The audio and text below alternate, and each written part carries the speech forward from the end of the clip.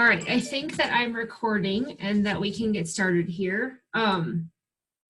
Thanks to all of you who joined me. Hopefully everybody can hear me and see the screen. And if you can't, let me know in the chat box. Hopefully something will pop up. The sharing screen thing looks a little different than it normally does, so it's confusing me a little bit. So I just want to talk to them about chartering. I got a lot of questions a couple weeks ago about the process and how it works. And so rather than answer 27 questions, I thought it'd be easier just to record a video to talk about how we go about making sure the end of the year paperwork is done. So hopefully you can see my screen and it has our current website up there. If you're looking for anything chartering related, it's under current members. And then under club resources. And so I just wanted to click through these so you could find out where everything's at. And this is the chartering section, is the section you're going to want to use. So why do we charter? So we charter groups because we have a policy manual that basically says clubs need to do these things in order to be at a club. So chartering basically checks to see if our clubs and groups are following the guidelines that are established in our policy manual.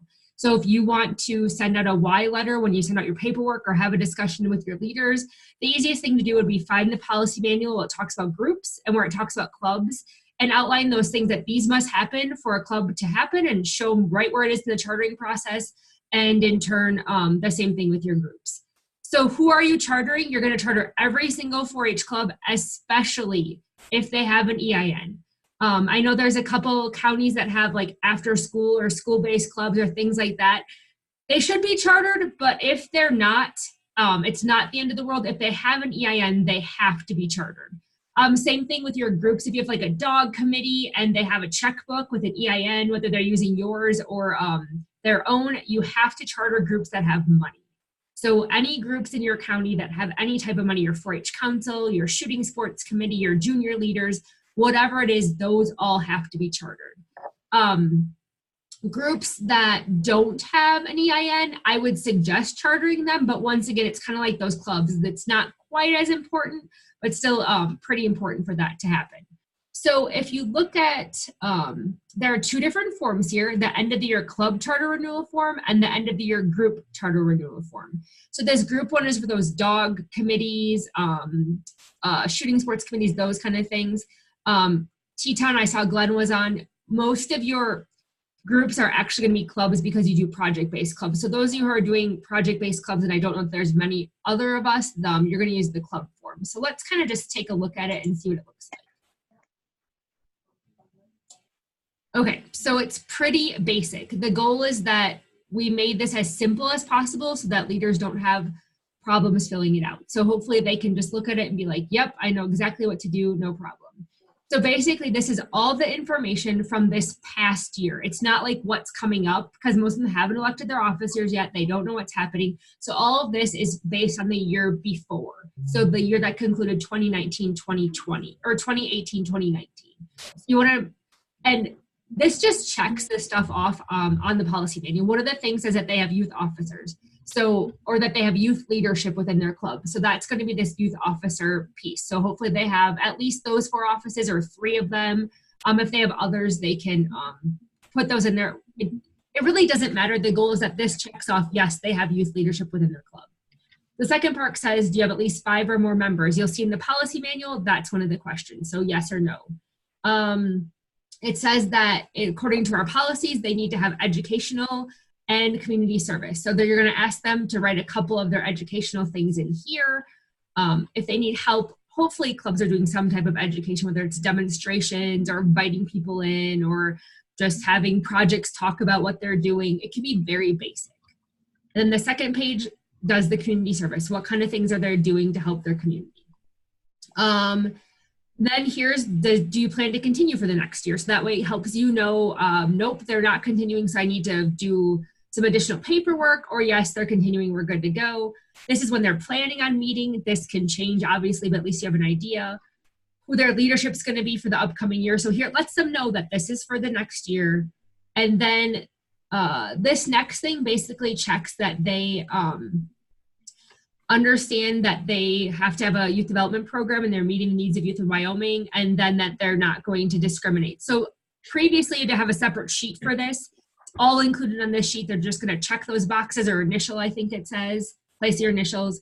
And then they're going to need to turn in their treasurer's report, their secretary's report, and their bylaws if they are new.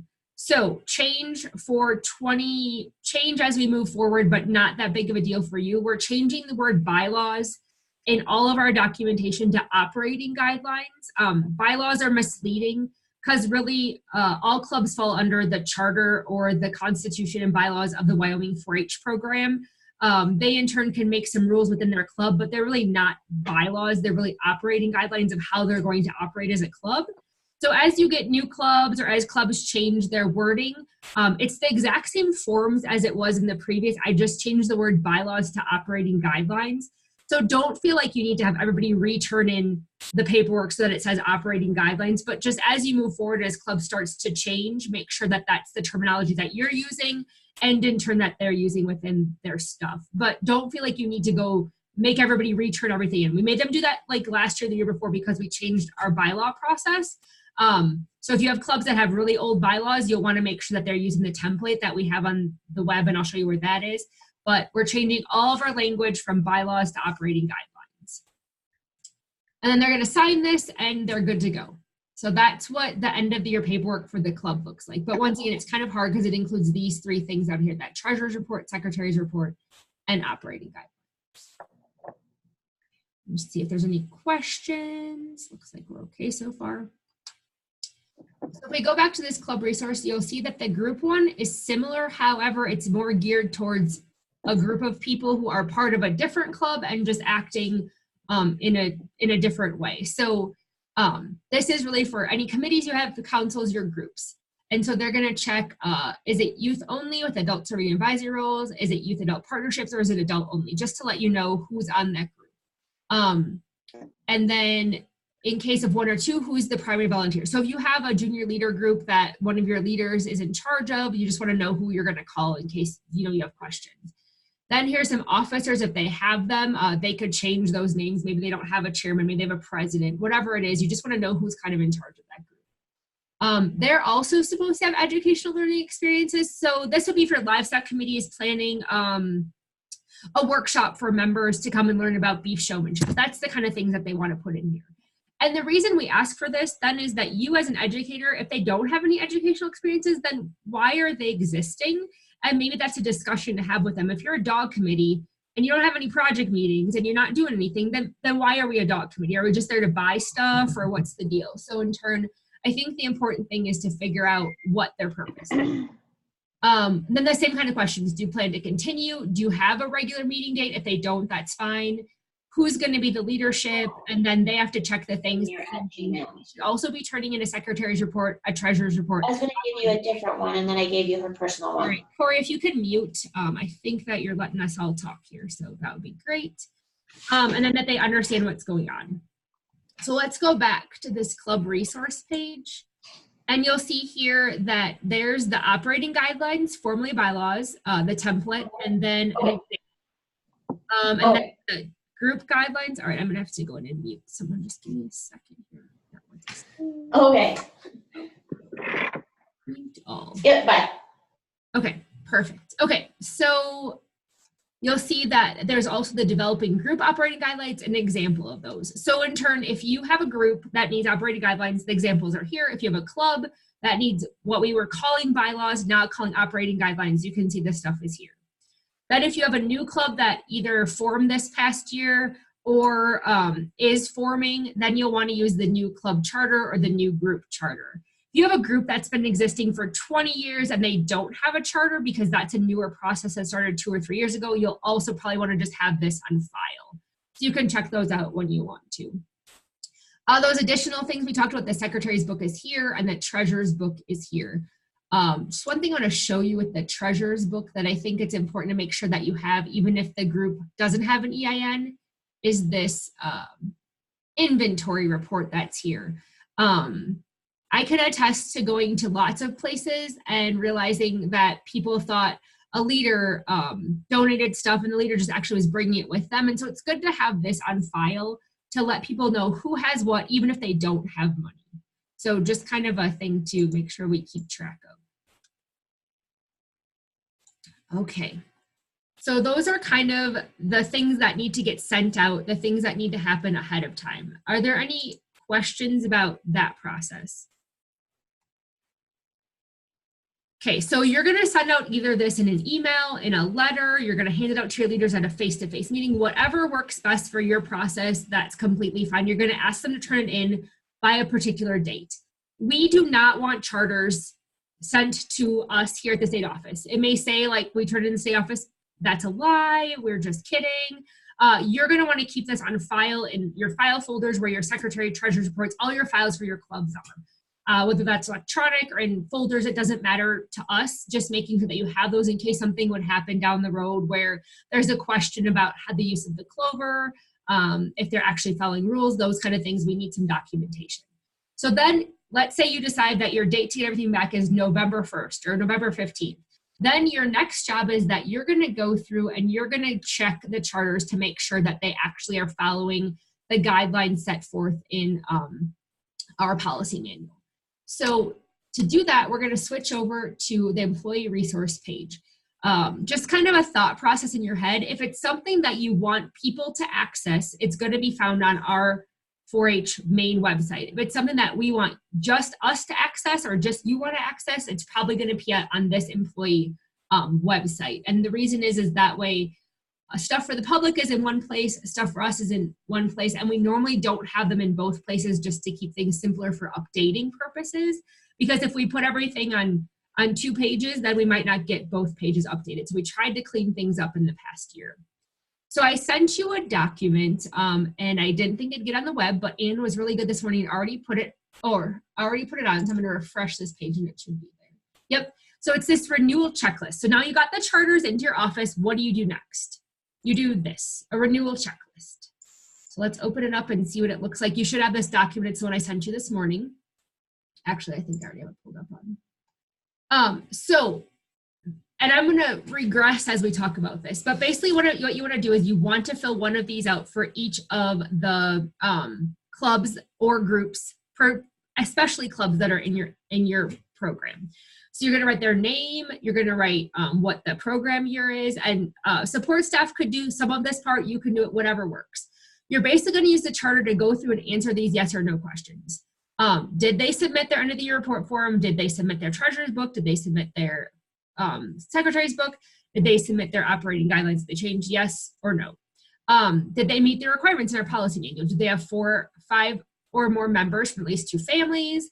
Do they have adult leadership?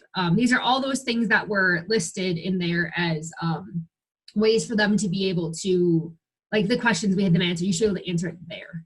Oh, look it. And I need to change this because it says bylaws, so this will get changed to operating guidelines. So I just uploaded this, so we'll re-upload a new one. Then the next thing is a set of questions. So how these questions get answered is really up to you. There's a couple things you can do. One, you could include these questions when you send out your chartering paperwork. That's where I'm going to digress a little. So you may want to add a separate sheet of paper that has these 7 questions on it to say, please answer these questions based on your knowledge of your club, and have them either type them in or write them in. You could, depending on how many clubs you have, you might want to call every leader, show them that you care, ask them some of these questions to see where they're at. You may want to have a face-to-face meeting with every club leader to see where they're at. So somehow these 7 questions need to get answered, because that's how you're going to be able to gauge, are my clubs doing well? Are my clubs struggling? Is there some training I need to do? Are there some things that need to happen? So using the information from the charter and these 7 questions, you should be able to figure out where your clubs are at. Maybe they're doing great. Maybe they really need some training in record keeping. Maybe they haven't set any goals, so they need a goal setting workshop. Whatever that is, a flyer that you're going to give them, this will help you to determine that. Then based on that, you're going to say, are they meeting their minimum requirements? Yes or no. And so these questions aren't minimum requirements. They're just to let you know where your clubs are struggling. The minimum requirements are these things up here where the yes or no questions are. If there's some no's, then we need to check no and we need to put them on probation. If they're meeting minimum requirements, you're going to check yes. And if you're placing them on probation, you're going to tell them why or what they need to change, and you're going to give them a deadline. And then based on these 7 questions, you're also going to say, I really think your club needs to work on a community service project. here's a list of ideas that you might want to consider, and I can help you provide those, or there are resources on the web, or you can give them a website, or you can tell them to go to a training, whatever you think would be best. And then you're going to sign this, date this, and then make a copy of this and send it back to the leader to let them know how they did for the year. So that's the ultimate goal of how the renewal process should look, is that you should basically get your charters in, fill this sheet out, return it to the leaders so they know what they're doing, give them suggestions about how they can improve for the year, or give them resources. And it's not like you're doing a bad job, here's some things to improve. Just, it's more like, hey, I noticed you might be struggling with these things, or these things are not strengths for your club. You're doing awesome, but maybe try these things. So it's giving them some of those resources that they might not have thought of before. So that's kind of how the process should generally work. And hopefully you're completing this by January of then the 4-8. So it would be January of 2020 that this form is back to them. Additional things you might want to think out if you, I know that some of you are struggling to get charters in. So this is a form letter that you can use to let them know that they don't get their junk in, that in turn they can't be a 4-H club. If you choose to use this, let me know and send me an email, because I can send it to you in a Word version, and that way you can, where all those X's are, you can in turn fix those to fit in to what you're doing. But this kind of helps have the background of why they need to turn those charters in, that it's really something bigger than just your county, even our state, that it's a nationally mandated program. Also, if your club says they're not continuing for next year, you'll want to go through this club dissolution checklist to figure out what kind of things you need to get back and what to do with the members that are left within the program. So that's what this form is for, is if you have a club who says they're not returning. Okay, so that's the basic of chartering. At this point, do you have any questions or things that you want to know more about related to the chartering process?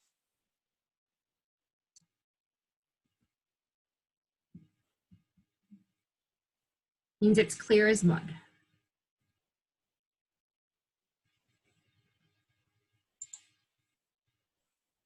So I just took away 15 minutes of your life. Hopefully that wasn't too much. I talk fast, so it makes it easier.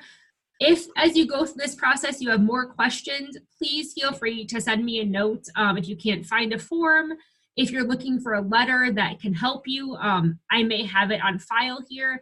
So don't spend tons of time trying to find things. Please let me know what you need and we can make that happen. But I would suggest the next couple of weeks here, if you haven't already, get that chartering paperwork out to your clubs, remind them of the things they need to turn in. Those that are struggling, you know, probation isn't a bad thing. It just helps our clubs realize that we need to get our stuff together. And we've talked about, all of us have that one club that will never have their life together, and that's okay. It's not that big of a deal, but in turn, we still, if they have an EIN, you need to have a charter on file for them. So. Okay.